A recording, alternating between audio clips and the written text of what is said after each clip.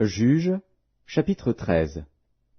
Les enfants d'Israël firent encore ce qui déplaît à l'Éternel, et l'Éternel les livra entre les mains des Philistins pendant 40 ans.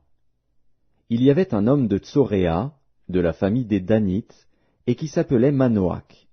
Sa femme était stérile et n'enfantait pas. Un ange de l'Éternel apparut à la femme et lui dit, « Voici, tu es stérile et tu n'as point d'enfant. Tu deviendras enceinte, et tu enfanteras un fils. Maintenant prends bien garde, ne bois ni vin ni liqueur forte, et ne mange rien d'impur. Car tu vas devenir enceinte et tu enfanteras un fils. Le rasoir ne passera point sur sa tête, parce que cet enfant sera consacré à Dieu dès le ventre de sa mère. Et ce sera lui qui commencera à délivrer Israël de la main des Philistins. » La femme alla dire à son mari, « Un homme de Dieu est venu vers moi, et il avait l'aspect d'un ange de Dieu, un aspect redoutable. Je ne lui ai pas demandé d'où il était, et il ne m'a pas fait connaître son nom. Mais il m'a dit, « Tu vas devenir enceinte, et tu enfanteras un fils. Et maintenant ne bois ni vin ni liqueur forte, et ne mange rien d'impur, parce que cet enfant sera consacré à Dieu dès le ventre de sa mère jusqu'au jour de sa mort. » Manoach fit cette prière à l'Éternel, « Ah, Seigneur, que l'homme de Dieu que tu as envoyé vienne encore vers nous, et qu'il nous enseigne ce que nous devons faire pour l'enfant qui naîtra. » Dieu exauça la prière de Manoach, et l'ange de Dieu vint encore vers la femme.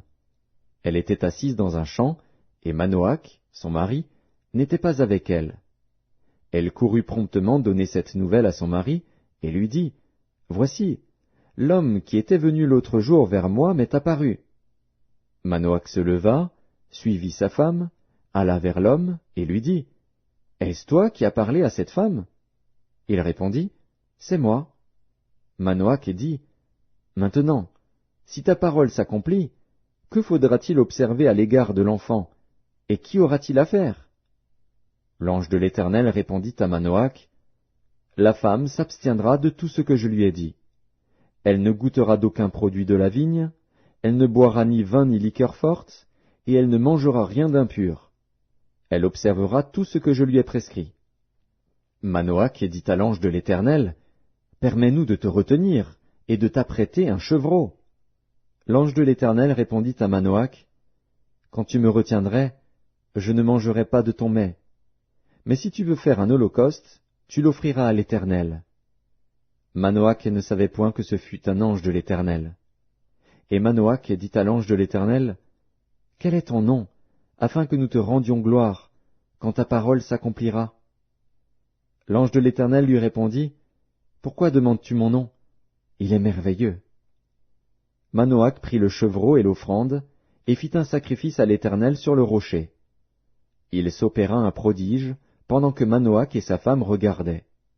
Comme la flamme montait de dessus l'autel vers le ciel, l'ange de l'Éternel monta dans la flamme de l'autel. À cette vue, Manoach et sa femme tombèrent la face contre terre. L'ange de l'Éternel n'apparut plus à Manoach et à sa femme. Alors Manoach comprit que c'était l'ange de l'Éternel, et il dit à sa femme, « Nous allons mourir, car nous avons vu Dieu. » Sa femme lui répondit, « Si l'Éternel eût voulu nous faire mourir, il n'aurait pas pris de nos mains l'holocauste et l'offrande, il ne nous aurait pas fait voir tout cela, et il ne nous aurait pas maintenant fait entendre pareille chose. » La femme enfanta un fils, et lui donna le nom de Samson. L'enfant grandit, et l'Éternel le bénit. Et l'Esprit de l'Éternel commença à l'agiter à Makanedan, entre Tsoréa et Eshtaol.